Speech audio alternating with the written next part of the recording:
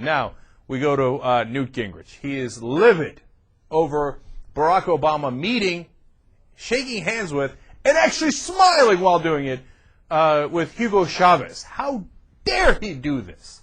All right, let's let Gingrich do the explanation of why this is so heinous. What do you take away from the president's visit to Latin America? What do you think his goals were, and in your estimation, was it a successful trip? Well, I think, first of all, the importance of the Chavez smile and handshake is illustrated by your report just now on the jump in the book sales from number 54,000 to number 2. Everywhere in Latin America, enemies of America are going to use the picture of Chavez smiling and being with the president as proof that Chavez is now legitimate, that he's acceptable. He is a dictatorial figure. He is an anti-American figure. But what I find distressing is that this administration is opposed to looking for oil offshore, but the president bows to the Saudi king. The president is friends with Venezuela, whose biggest impact on us is that they sell us a lot of oil. And I just think that there's a shallowness about how they analyze things. It does matter to the world if the United States tolerates a vicious anti-American propaganda campaign and then smiles and greets the person who's systematically been anti-American for his entire career. But you heard what the president said, that he does not believe that shaking the man's hand will endanger the strategic interests of the United States. So you disagree with that? No, first of all, I think stopping us from drilling for oil endangers our strategic interests. But I think symbolically, we've had weakness in the last 2 weeks with North Korea.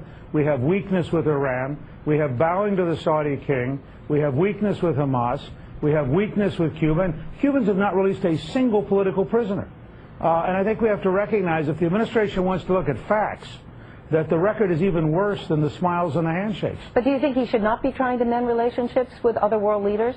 How do you mend relationships with somebody who hates your country, who actively calls for the destruction of your country, and who wants to undermine you? Well, we certainly have mended relationships with countries that have hated us in the past. Russia comes to mind. China comes to mind.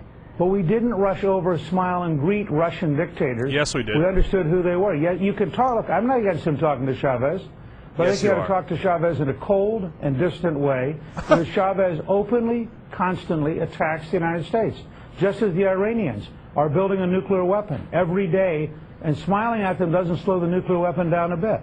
You have called the Obama administration the most radical left-wing administration. That's enough. So let me get this right. It's okay to meet with Chavez, but you just have to frown the whole time. He said you have to do it in a cold and distant way. Be like, Hugo Chavez, I disapprove of you! You are a bad, bad man! You are a very, very bad man.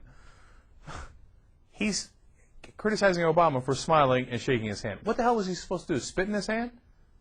I mean, come on. These people are absurd. You don't meet with people who are against your country? Yes, you do. We do it all the time. That's called diplomacy.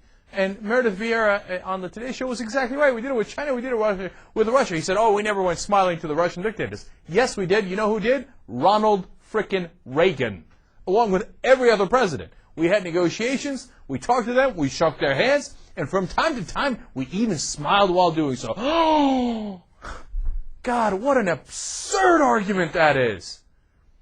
So, and by the way, he says that Hugo Chavez has been viciously anti-American and that he's bent on the destruction of our country. Really? When did Hugo Chavez say that America should be destroyed? I don't remember that. Okay? They're making this guy into some sort of demonic character. Does he say things that are against American interests? Yes. Okay? Does that mean that we should never greet him? And that if we do so, we should have the meanest possible face we could have? God, these people are absolutely silly. And they say, oh, this legitimizes Hugo Chavez. Would he not exist if we did not greet him? Would he not be the leader of Venezuela if we didn't shake his hand? Whether you like it or not, Newt, he is the leader of Venezuela. And in fact, he's the elected leader of Venezuela. Better that we deal with him in one way or another, and I can't think of a better place to do it than the Latin American Summit. Look, you have a choice in this country.